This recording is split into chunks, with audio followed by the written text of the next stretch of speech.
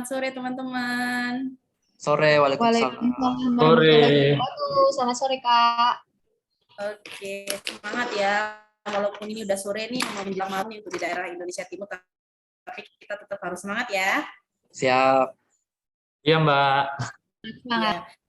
Jadi hari ini kita bakal diskusi tentang isu Smart ASN dan manajemen ASN. Jadi tema diskusi kita yaitu Zoom untuk memudahkan konferensi jarak jauh masa kini.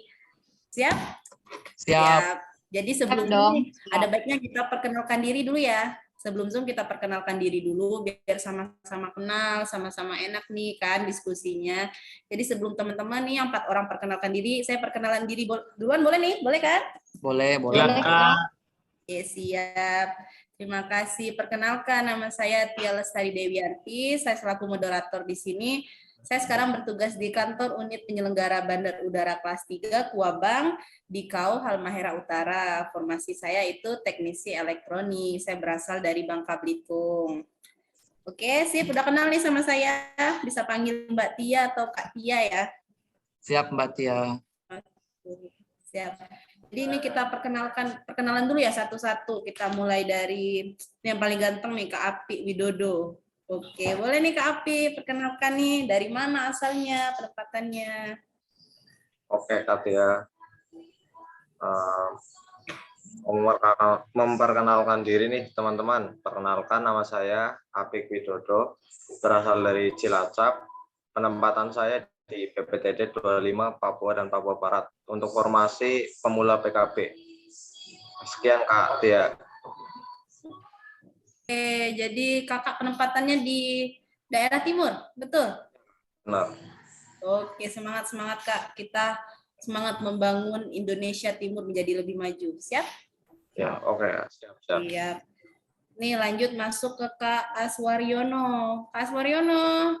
Hai, Kak Tia. Oke. Aman, Kak? Aman. Oke, jadi boleh nih perkenalkan diri dulu. Perkenalkan saya Aswaryono, biasa dipanggil Aryo. Saya asal dari Sulawesi Selatan, Kabupaten Bone tepatnya. Saya di sini penempatannya di UPBU kelas 2 Iskandar, Pangkalan Bun, Kota Waringin Barat, Kalimantan Tengah. Di sini saya sebagai teknisi penerbangan. Sekian. Oke, jadi Kak Aswaryono ini dari Sulawesi terus ke Kalimantan? Betul Mbak, dari Sulawesi ke Kalimantan, nyebrang pulau. Oh, nyebrang pulau, nggak apa-apa. Aku tadi kirain Kak Aswaryono ini dari daerah Jawa loh. Salah ternyata aku. Namanya mirip orang Jawa. Iya, makanya kan salah tebakan aku. Oke, lanjut ke Kak Ferawati Fajrin. Hai Kak, cantik banget nih sore-sore jilbab Baik, merah Kak Tia. Oke, yuk boleh nih perkenalkan diri. Baik, Kak. Terima kasih. Perkenalkan diri teman-teman. Nama saya Ferawati Fajrin. Nama panggilan Vera. Saya penempatan di Unit Pelaksana Penimbangan Pengujian Kendaraan Bermotor di UPPKB Waipurang. Waipura. Oh, jadi Iya. Kakak ini di darat ya Kak penempatannya ya? Di darat. Ya, betul. Oke, di mana tadi Kak UP? UPPKB Waipurang. Itu di daerah mana Kak kalau boleh tahu? Di Lampung, di Kaliandanya, Kak. Oh, Ya, dari daerah di Kalianda. Lampung. Iya. Dekat ini sebenarnya saya nih harusnya dari Bangka ke Lampung nih kan dekat Sumatera. Iya, dekat, Kak. Boleh, Kak. Kakak asalnya dari mana? Asalnya dari Purwokerto, Jawa Tengah, Kota Mendoan. Purwokerto. Ya. Oh, ini berarti yang Jawa nih. Jawa. Ketukar tadi sama Ya. Mas Waryono. Ketukar. Jawa. Oke, lanjut dari Kak Ferawati Fajrin. Ini yang terakhir. Jawa. Ini yang terakhir nih. Biasanya yang terakhir nih disimpan untuk terakhir kan paling bagus nih, paling mantap. Kak Hakim Yuliansa. Ya. Hakim. Ya Kak, Makasih gimana nih? Mbak Tia.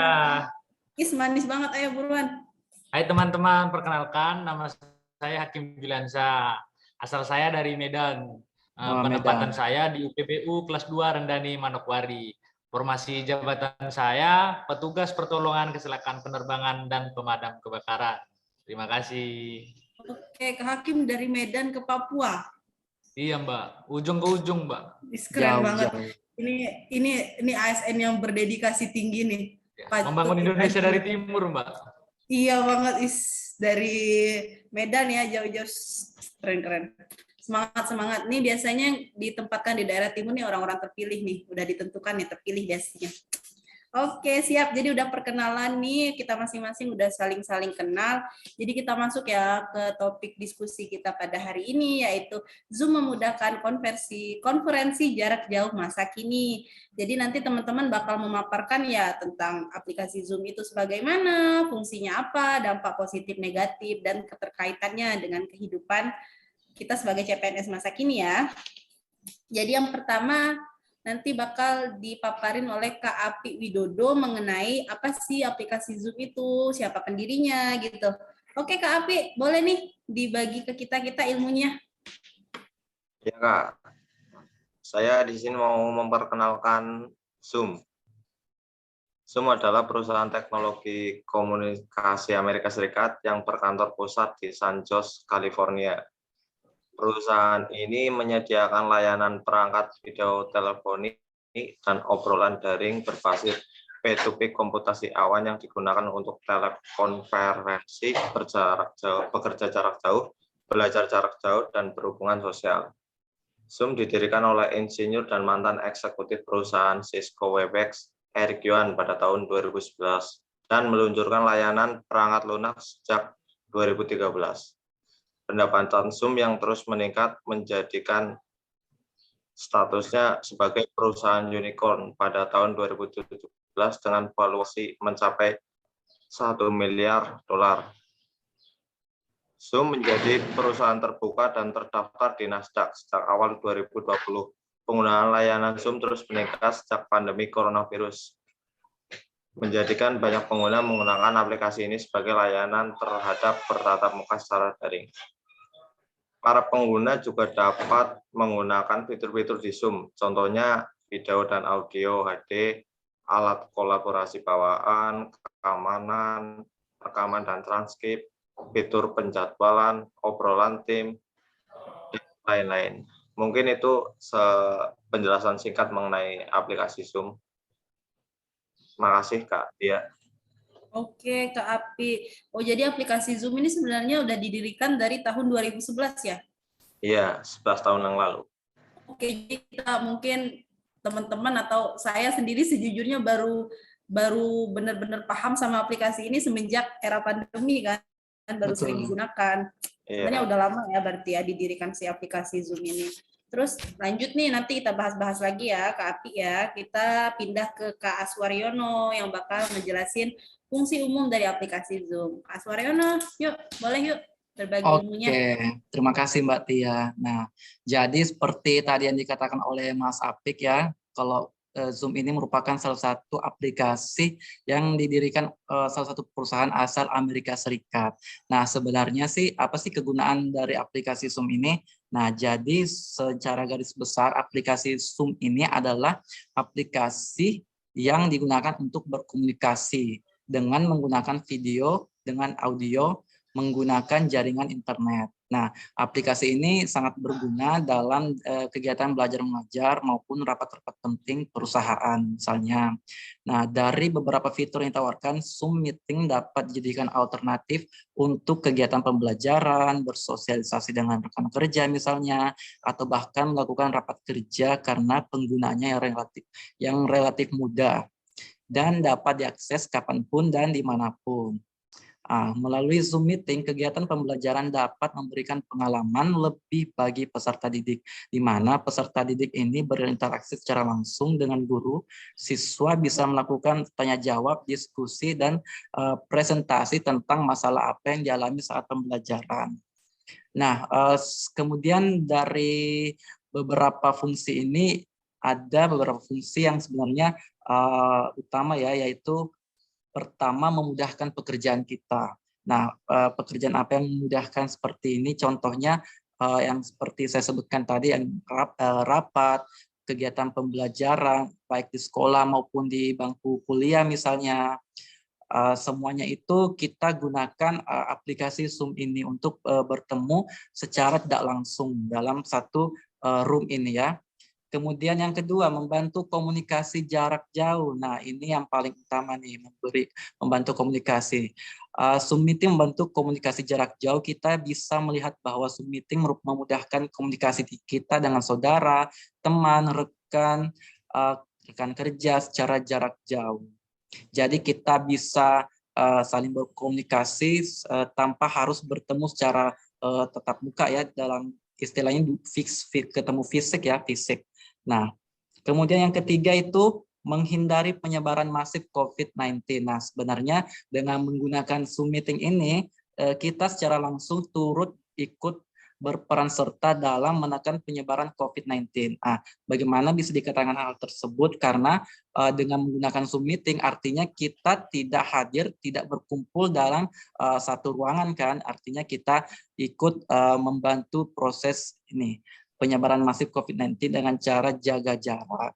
Nah, kemudian yang terakhir ada sebagai tempat edukasi dan inovasi. Nah, sebagaimana kita tahu akhir-akhir ini penggunaan aplikasi Zoom meeting ini sangat masif digunakan berbagai kalangan. Nah, pihak Zoom sendiri tidak berhenti melakukan dan memberikan inovasi, seperti contohnya misalnya penggunaan background yang bisa digunakan banyak macam. Contohnya kita bisa memasang foto ataupun blur background ya. Kemudian edukasi. Nah, aplikasi ini sangat berperan penting dalam memberikan edukasi kepada masyarakat, tidak hanya pada masyarakat sekitar, tapi dalam tingkat global, di mana semua orang di dunia ini bahkan ya semuanya mereka pasti menggunakan Zoom ya. Ya, sekian tadi penjelasan mengenai fungsi dan kegunaan Zoom. Saya serahkan kepada Mbak Tia. Terima kasih.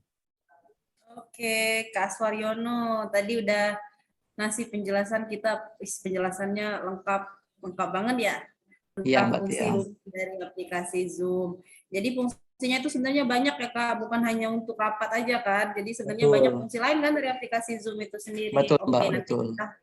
nanti kita bahas-bahas lagi ya. Kita sekarang Ya. pindah ke nih yang cantik-cantik nih, Kak Ferawati Fajrin yang bakal ngasih tahu ke kita dampak positif dan negatif dari aplikasi Zoom. Jadi Zoom itu bukan hanya positif aja ya Kak, jadi tetap ada dampak negatifnya kan Kak ya?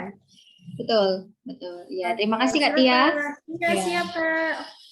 Baik teman-teman, terima kasih atas waktu yang diberikan kepada saya untuk menjelaskan sedikit mengenai dampak-dampak negatif dan positif dari aplikasi Zoom ini. Di masa COVID-19 seperti sekarang ini, pemerintah Indonesia pernah memerintahkan untuk melakukan PSBB. Kebijakan tersebut tentunya akan berdampak kepada masyarakat, yaitu dari segi umumnya, pastinya masyarakat akan membatasi pergerakan dan bertemu banyak orang lain. Lalu banyak sektor perkantoran dan kampus yang berhenti sementara dan melaksanakan kegiatannya melalui daring. Selain itu, dari segi keamanan dapat terjadi adanya penyusup anonim, yang kita sebut anonim ya, yang ikut dalam pertemuan daring Zoom. Dan ada lagi yang menjadi tren masa kini, yaitu Zoom bombing. Apa itu Zoom bombing? Zoom bombing adalah orang yang tidak dikenal yang menampilkan berbagai tindakan negatif pada kegiatan pertemuan rapat di layar, di mana bisa disaksikan oleh peserta lain. Jadi dalam menjadi smart ASN yang berkualitas, tentunya kita tidak akan melakukan sesuatu hal yang dapat merugikan orang lain atau di kita sendiri, salah satunya dengan tidak melakukan atau menjadi Zoom bombing tersebut. Dan justru harus membuat inovasi-inovasi baru demi menunjang digitalisasi masa kini. Lalu beralih ke dampak positif. Positifnya yaitu pasti kita akan lebih mengenal teknologi yang lebih canggih ya. Dan aplikasi Zoom ini bisa menampung 1.000 orang dalam satu kali pertemuan. Dan yang pasti menjadikan lebih interaktif satu sama lain. Baik teman-teman semua, mungkin itu sedikit penjelasan mengenai dampak-dampak negatif dan positif. Semoga bermanfaat dan terima kasih. Oke, makasih Kak Ferawati Fajrin. Tadi udah ngasih tahu ke kita, ternyata di Zoom itu bisa ada penyusup ya? Bisa Kak, bisa. Iya, makanya kan nanti kita bahas lebih lagi nih di bagian diskusi ya tentang penyusup di Zoom itu. Terus lanjut nih terakhir tentang keterkaitan Zoom dengan kegiatan CPNS sekarang ya. Ini bakal dijelasin sama Kak Hakim. Kak Hakim Yuliansa. Ayo Kak, masih semangat kan? Yuk, masih terima kasih Mbak Tia Oke, Lestari. boleh. Yuk. Iya, jadi begini Mbak, untuk teman-teman juga, jadi Zoom ini sebagai CPNS tahun ini, kita harus sangat bersyukur dengan adanya Zoom ini ya teman-teman. Karena walaupun pandemi COVID-19 yang belum berakhir ini, kita tetap bisa belajar bersama. Kita sebagai CPNS sangat terbantu lah. Peran Zoom ini sangat penting bagi kita sebagai seorang CPNS. Contoh kecilnya ya seperti ini. Nah, sekarang kita ini berada di pulau dan waktu yang berbeda. Nah, tetapi kita tetap bisa menjalankan diskusi tugas kita dengan baik. Dan juga walaupun kita tidak bisa ke balai diklat, kita tetap mendapat ilmu dan pembelajaran dari mentor kita, ya kan? Walaupun tidak seperti angkatan-angkatan sebelumnya yang secara langsung tatap muka, tapi kita tetap bisa mengenal kok satu sama lain. Seperti kita ini kan kita sudah mengenal satu sama lain. Nah, dan karena dengan adanya Zoom ini, tata kelola pemerintahan cerdas atau smart governance hanya yang paling penting ini. Smart governance itu jadi tidak menurun. Jadi kita sebagai pelayan publik tetap bisa bersinergitas. Dan juga kinerja birokrasi pemerintah tetap berjalan dengan baik. Nah, begitu teman-teman. Mungkin hanya itu Mbak Tia, terima kasih. Oke, makasih Kak Hakim. Penjelasannya ini ternyata Zoom itu bisa sangkut paut ke berbagai hal ya, ke smart government, segala macam ya. Oke, Iya, benar, makasih Mbak. nih Kak Hakim penjelasannya. Jadi kan tadi udah dipaparin satu-satu tentang apa itu aplikasi Zoom, fungsinya, dampak positif negatif. Jadi kita selanjutnya masuk ke sesi diskusi ya. Oke. Diskusi. Oke, Kak. Ya, jadi nih kita diskusi. Ini sebelumnya dari tadi tuh saya udah penasaran banget nih, pengen nanya ke Kak Vera mengenai adanya penyusup, bisa dibilang seperti itu. Penyusup saat Zoom nih bahaya juga kan kalau lagi rapat sama petinggi kantor atau rapat penting, terus tiba-tiba ada penyusup. Nih gimana nih Kak Vera mengatasi penyusup tersebut? Bisa nih dibagikan ke kita tips and tricksnya? Oke, baik Kak. Jadi untuk mengatasi penyusup itu nggak susah kok Kak. Kita bisa menggunakan keamanan dengan end-to-end encryption yang membuat sulit untuk disadap. Dan kita juga bisa menggunakan kata sandi biar bisa menjadi lebih aman. Udah, seperti itu aja kok Kak. Ya. Jadi bisa pakai kata sandi ya. Jadi kayak Bisa, HP gitu ya. kan, ada passwordnya. Jadi nggak bisa asal masuk ya. Betul, betul Kak. Oke, terima kasih nih Kak Ferawati. Terus siapa Sama-sama. lagi nih? Mungkin ada teman-teman yang lain yang mau menambahin. Kak Aswaryono, Kak Api, Kak Hakim. Mau sharing-sharing nih diskusi kita. Boleh siapa nih? Kak Aswaryono, boleh nih? Kak Aswaryono masih di mute loh. Masih di Oh, mute sorry. nih. Iya, nggak kedengeran Tambahkan kita nih. suaranya. Izin menambahkan dampak negatif dari penggunaan Zoom tadi. Nah, salah satu yang saya rasakan sendiri dalam dampak penggunaan Zoom, ketika dalam proses belajar mengajar. Misalnya nih, kita kan dalam kelas tentunya berbeda dengan di Zoom. Nah, kalau kita menggunakan Zoom, interaksi yang terjadi itu antara kita dengan layar ya. Nah, bedanya kalau dengan langsung secara muka ke muka fisik ya, dalam hal ini fisik, ada pengalaman tertentu yang kita dapat rasakan ketika bertemu secara fisik, apakah tergantung itu apakah teman sama teman ataukah tenaga pengajar kita seperti guru atau dosen ya. Nah, kalau di Zoom kan cuma ini layar ke layar ya, jadi saya rasa itu ada feeling tersendiri yang missing di situ. Ya, baik. Sekian. Kak Aswaryono, jadi nggak dapat feel-nya ya? Ya, betul sekali. Ya, berasa hubungan LDR ya kita sekarang virtual, pacaran virtual. Oke nih, lanjut. Ya, ada lagi nih yang mau menambahkan nih. Mungkin Kak Api atau Kak Hakim mau sharing-sharing, boleh? Oh iya Kak, ini Kak. Kebetulan kan saya penempatan daerah timur nih. Nah, sinyal itu kan kadang susah. Jadi kadang keluar Zoom sendiri, masuk sendiri, lelet lah intinya. Mungkin untuk Kak Aswaryono atau Kak Vera mau minta solusi lah. Kira-kira untuk daerah timur itu sebaiknya bagaimana? Oh iya, benar banget nih. daerah timur ya, masih susah sinyal kan ya. Kak Hakim gimana? Kak Hakim juga gitu nggak? Mengalami nggak yang dialami Kak Api nih? Permasalahan inilah susah Mbak, sinyal. inilah Mbak, mudah-mudahan ya menjadi perhatian pemerintah lah untuk kita yang di daerah timur ini supaya dapat pemerataan toh. Jadi kalau kita Zoom ini nggak keluar masuk, jadi kita pembelajaran itu dapat tertangkap dengan jelas gitu Mbak. Ya, Oke. efek. Ini juga ya bisa dimasukkan salah satu kekurangan dari Zoom Mbak. Iya benar-benar. Jadi, Oh iya benar-benar sekali nih. Salah satu kekurangan dari Zoom dia kan harus menggunakan jaringan Iya. internet. Jadi kalau jaringan Jadi- internet mati, waduh. Jadi kita Nggak yang di tahu kan mau pelosok-pelosok ngapain. ini, kalau yang di timur ini ya gimana ya Mbak ya? Ya begitulah Mbak. Jadi pembelajaran itu kurang efisien begitu sih Mbak. Mungkin hanya itu Mbak. Oke, benar sekali ya. Jadi bisa salah satu nih Kak Ferawati bisa masuk nih dampak negatif Zoom karena dia menggunakan jaringan internet. Kalau jaringan internetnya mati, lo sudah selesai Iya, cerita betul, kita. Kak. Itu Iya. bisa jadi perhatian pemerintah banget ini harusnya. Amin Mbak, Ya, amin. benar. Ya. Bisa jadi perhatian pemerintah nih untuk kedepannya ya, diharapkan di daerah timur sinyalnya bisa bagus. Jadi walaupun kita nggak bisa ketemu langsung, seenggaknya kita Zoom itu bisa jelas, mukanya bisa kelihatan jelas, nggak kotak-kotak ya. Kalau sinyalnya mati itu kan mukanya kotak-kotak, nggak kelihatan nih cantik gantengnya kan, nggak kelihatan nih. Nih tapi Kak Hakim sama Kak Apik ini jelas kok ganteng kelihatan, bisa saya lihat. Oke, makasih. Jadi kita udah sharing-sharing, cerita-cerita banyak, diskusi mengenai Smart ASN, manajemen ASN tadi ya, kita udah cerita banyak-banyak. Jadi dari diskusi kita sore ini dapat saya tarik beberapa kesimpulan dari diskusi kita yang berjudul Zoom memudahkan konferensi jarak jauh masa kini. Boleh saya bacakan ya beberapa kesimpulan yang bisa saya tarik dari kegiatan kita pada hari ini. Zoom merupakan aplikasi yang didirikan Eric Yuan yang berasal dari Amerika dan didirikan pada tahun 2011. Zoom merupakan alat komunikasi video dan audio yang tepat digunakan pada era pandemi. Zoom biasanya digunakan untuk kegiatan pembelajaran, rapat, dan silaturahmi dengan rekan kerja. Zoom juga memiliki beberapa dampak positif dan negatif. Salah satunya dampak negatifnya bisa adanya penyusup atau anonim saat Zoom dilakukan.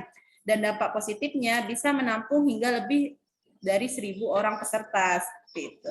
Di era 4.0 diharapkan para CPNS bisa menjadi smart ASN dan bisa mewujudkan smart government untuk memberikan kinerja terbaik terhadap pelayanan publik. Aplikasi Zoom merupakan solusi di era pandemi COVID untuk memberikan kemudahan proses latsar untuk CPNS. Jadi aplikasi Zoom ini sangat membantu ya untuk proses latsar kita, betul? Betul sekali, Betul, Mbak. Mbak. Betul sekali, Kak. Betul sekali. Aduh, diskusi kita sore hari ini sebenarnya seru banget nih kalau kita lanjut-lanjut nih. Bisa sampai tengah malam nih untuk di daerah timur. Kasihan nih sama Kak Apik, Kak Hakim. Di sana Iya, Mbak, berarti udah udah gelap mau nih, Mbak. masuk maghrib ya? Udah gelap ya? Udah gelap Iya. Mbak. Aduh, kalau gelap nggak kelihatan nih gantengnya, susah nih. Oke, jadi terima kasih nih untuk teman-teman untuk diskusinya hari ini. Semoga diskusinya bermanfaat untuk kita semua dan semoga kita bisa bertemu lagi di diskusi-diskusi selanjutnya yang membahas tentang banyak hal ya. Ya.